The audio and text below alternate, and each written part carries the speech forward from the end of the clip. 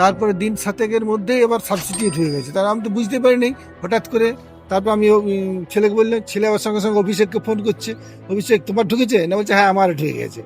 হ্যাঁ, যে অনেকে বলছে আলোশ্রীতে সাবসিডি ঢুকবে না এরকম অনেক টাইপের মানে আমাদের হ্যাঁ যে আলোশ্রীতে সাবসিডি ঢুকবে না, এটা কি আছে না আছে সেটা গভর্নমেন্টের বিষয়, কিন্তু আলটিমেট সাবসিডি ঢুকছে এটা তো না proof। না সবাই পাচ্ছে। হ্যাঁ, সবাই subsidy এই যেমন আমরা তিনজনেরই ঢুকে গেল টাকা। হ্যাঁ আলোশ্রীতে Subsidy তিনজনে মানে আপনাদের তিনজনে ঢুকে গেছে। ইনফ্যাক্ট রীতা মণ্ডল যে ফাইলটা আছে মানে চারটেই ঢুকে গেছে আপনাদের এখানে। এটাই মানে এটার জন্য মানে আপনাদের কোনো না হেডেক না, ওই দিতে দিক হয়নি দিয়ে তো? কোনো হেডেক দিতে হয়নি। 1-1.5 বছর হয়ে গেছে বলে রিলেশন সব শেষ এরকম বিষয় না তো?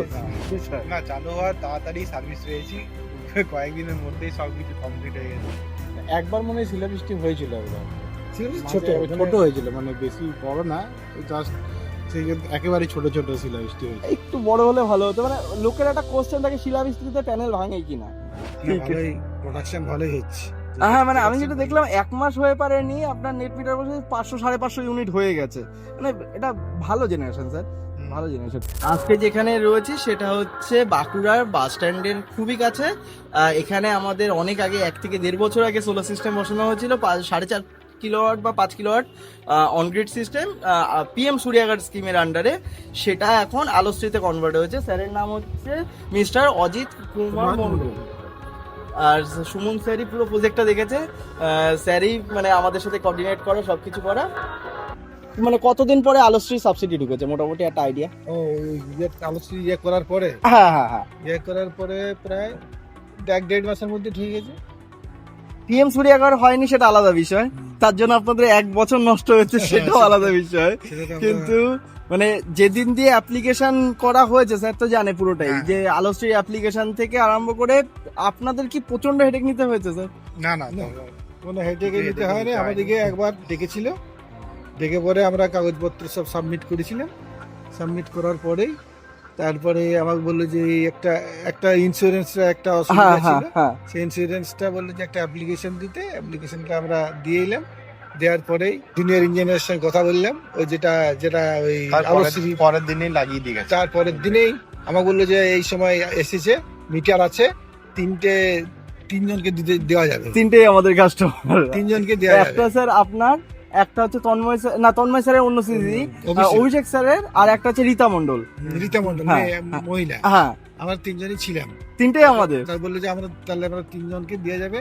তারপর বললো যে কালকেই আপনাদের লাগিয়ে দিচ্ছি।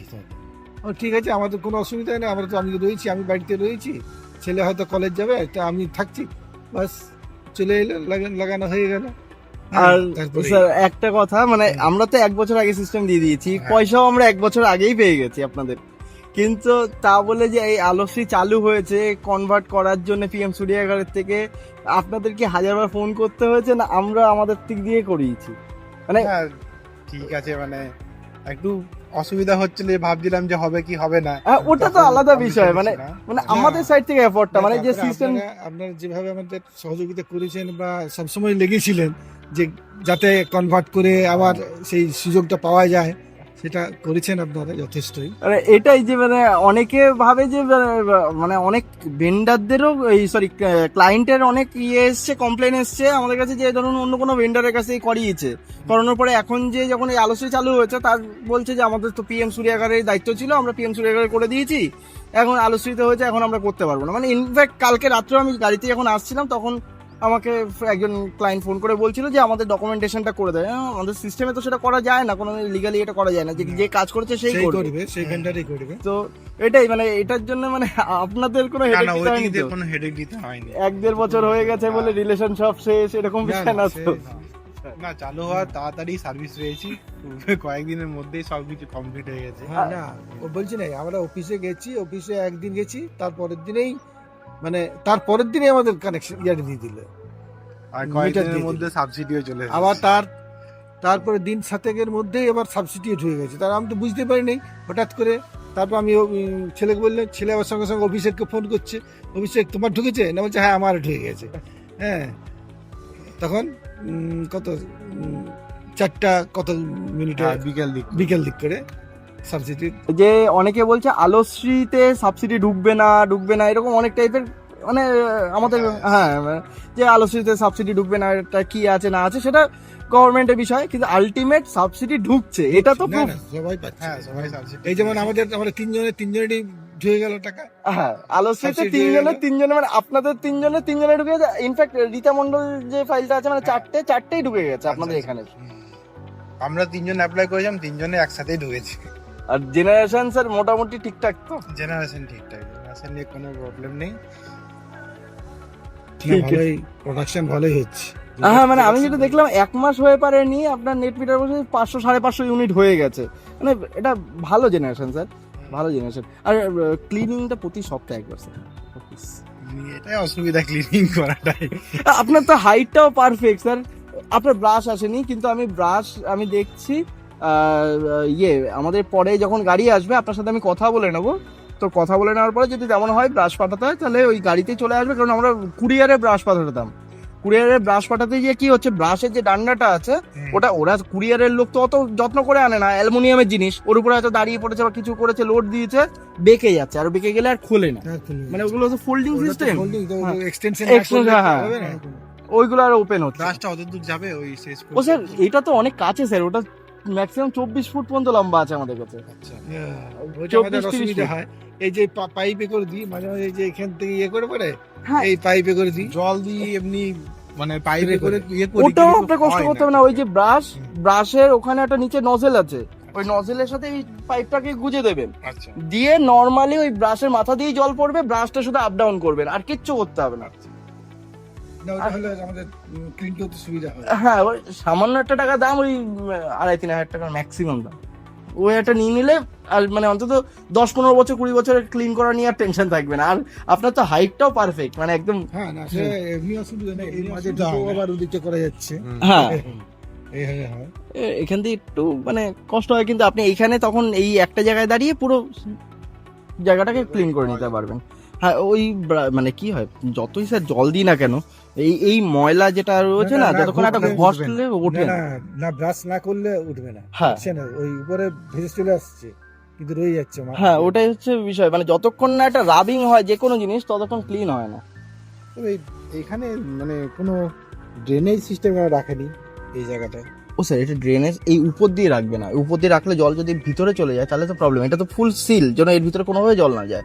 এবার এখানে ড্রেনেজ ক্ল্যাম্প পাওয়া যায়, দেখবেন অনলাইনেও পাওয়া যায় প্লাস্টিকের, কিন্তু ওই প্লাস্টিকের গুলো ড্রেনেজ ক্ল্যাম্পগুলো আমরা দিতে চাচ্ছি না, মানে দিয়েছি অনেক জায়গায়, মানে আলটিমেট আমরা আমাদের মতো দিয়ে চলে যাচ্ছি, ওই 1 মাস পরে যে দেখা যাচ্ছে কাস্টমার কোনোভাবে হাত লেগেছে বা কিছু লেগেছে ভেঙে পড়ে গেছে, মানে প্লাস্টিক রোদে থেকে যা হয়। রোদ জলে থাকলে যা হয়। হ্যাঁ প্লাস্টিকের, প্রচন্ড গরম হয় তো এই জায়গায়। হ্যাঁ এইগুলো বিশাল হিট হয় তো। এবার সেই জন্য ঠিক আছে, সেই জন্য এখন শুনছি আস্তে আস্তে করে নাকি টিনের আসছে, মানে অ্যালুমিনিয়াম বা টিনের আসছে। অ্যালুমিনিয়াম হলে খুব ভালো। আর ও স্যার আরেকটা কোশ্চেন, আপনি বসিয়েছেন সিস্টেম কতদিন আগে, মানে এই সিস্টেমটা? এই সিস্টেমটা 2024-এর অক্টোবর এরকম হবে। 24-এর অক্টোবর, আর আজকে হচ্ছে 2026-এর মার্চের আজকে 26 তারিখ তো, 26 26 মার্চ। তো বলছি স্যার এত দিন হয়ে গেল, এর মধ্যে তো ঝড় এসছিল, হ্যাঁ একটা প্যানেলও ওড়ায়নি স্যার? না না সেরকম ঝড় হয়নি খুব একটা, হয়েছিল একটু একটু মাঝে মাঝে হয়েছিল। শিলাবৃষ্টি না এমনি স্ট্রাকচার বেশ না, ভালো না, আছে। শিলাবৃষ্টিটা এখনো পর্যন্ত শিলাবৃষ্টি পাইনি। এখনো পাননি? না একবারে পাইনি। শিলাবৃষ্টিটা এটা খুব দরকার ছিল আমার এই কোশ্চেনটা আপনাদের কাছে, কারণ হচ্ছে এখন আর আগের মতো ভিডিও করতে পারি না স্যার, টাইম পাই না, এক ফোঁটা টাইম পাই না। এবার আজকে এসছি এখানে, অন্তত মানুষকে বলা যাবে যে সাবসিডিটা ঢুকছে আলোশ্রীতে। না না আর হচ্ছে সব কুইক কাজ হয়েছে, যেটা আগে ডিস্টার্ব ছিল সেটা আলাদা জিনিস। হ্যাঁ। সেটা তো যখন এখানে পারমিট হয়নি, হ্যাঁ কিন্তু এখন তো যখন এই আলোশ্রী পারমিট হয়ে গেছে, হ্যাঁ ইজিলি সব হয়ে যাচ্ছে। একবার মনে হয় শিলাবৃষ্টি হয়েছিল একবার, ছোট ছোট হয়েছিল, মানে বেশি বড় না, জাস্ট সেই একেবারে ছোট ছোট শিলাবৃষ্টি হয়েছে। একটু বড় হলে ভালো হতো, মানে লোকের একটা কোশ্চেন থাকে শিলাবৃষ্টিতে প্যানেল ভাঙে কিনা, যে হ্যাঁ এবার একটা বড় পাথরের মতো যদি পড়ে তাহলে তো ভাঙবেই, কিন্তু নর্মাল ছোট শিলাবৃষ্টিতে যে কিছু হয় ছোট শিলাবৃষ্টি কয়েকবারই হয়েছে, কয়েকবারই হয়েছে। ওইটাই হচ্ছে বিষয়। অনেকেই কোশ্চেন করে, মানে কাস্টমাররা ফোন করে কোশ্চেন করে যে শিলাবৃষ্টিতে প্যানেল ভাঙে কিনা। আমরা সবকিছুতে একটা টেস্টেড থাকে, এটা টাফ এন্ড গ্লাস টাইপের রয়েছে, কিন্তু হ্যাঁ ন্যাচারালি টাফ এন্ড গ্লাস যার মানে মোটামুটি ভালো পরিমাণে শক্ত হয় স্যার, ভালো পরিমাণে শক্ত হয়। সে খুব বড় বড় না, সাইজের দেখছিলাম হলে যখন লাগাচ্ছিল তখন এই উপর দিয়ে ওরা উঠেছিল, হ্যাঁ, উপর হ্যাঁ। দিয়ে। ন্যাচারালি আমরা সেটাকেও আপগ্রেড করেছি স্যার। এখন যে এই ক্ল্যাম্প গুলো, এটা তো সাইড থেকে উপর দিয়ে টাইট করতে হয়, এখন আমরা নতুন ক্ল্যাম্প ডিজাইন করেছি যেটা নিচ থেকে টাইট করা যায়, তাহলে আর প্যানেলের উপরে ওঠাও লাগে না। না আমি বলছি মানে স্ট্রেংথ হ্যাঁ, উঠে গেছিল, কিন্তু হ্যাঁ, কিছু হ্যাঁ। হয়নি। এবার ন্যাচারালি ওঠা উচিত না। এবার এতদিন অপশান ছিল না কারোর কাছে, সবাই মানে এতদিন ইন্ডিয়ায় যারা কাজ করে, এখনো পর্যন্ত যারা কাজ করে, তারা প্যানেলের উপরে উঠেই কাজ করে। এরকম তো না প্যানেল কারোর জন্য স্পেশালি এরকম বানাচ্ছে যে খুব ভালো প্যানেল, খারাপ প্যানেল, সবার জন্য এই কোম্পানি বানাচ্ছে, মানে এই কোম্পানি সবাইকে সেম প্যানেল দেবে, তো সবারই একই কোয়ালিটি। কিন্তু আমরা চেষ্টা করি যে এর উপরে উঠলে একটা মাইক্রো ক্র্যাক আসার চান্স থাকে, একটা ওয়েট তো আছে। এবার সেই ওয়েটটা চারিদিকে ছড়িয়ে যাওয়া, একটা 50 কেজির ওয়েট একটা সেন্টারে পড়া আর চারিদিকে ছড়িয়ে যাওয়ার মধ্যে ডিফারেন্স আছে। এর উপরে 50 কেজি ওয়েট কোনো বিষয় না, এর উপরে শুয়ে থাকলে, কিন্তু এর উপরে যখন হেঁটে চলে তখন তো সেন্টার পয়েন্ট পড়ছে। পয়েন্টেড হলেই হ্যাঁ, সেখানটা ক্ষতি হ্যাঁ, ক্ষতি করে। সেটাকে আরো আপগ্রেড করার চেষ্টা করেছি, এখন নিচে ক্লাইম্ব করে দিয়েছি পুরো। মানে ঝড় একবার ভালো ঝড় হয়েছিল, ঝড়ে কিছু অসুবিধা হয়নি, ঝড়ে কিছু বোঝাও যায়নি। ও মানে আশা করি কিছু হওয়া উচিত না, যেভাবে টোটাল সিস্টেম ডিজাইন হয়।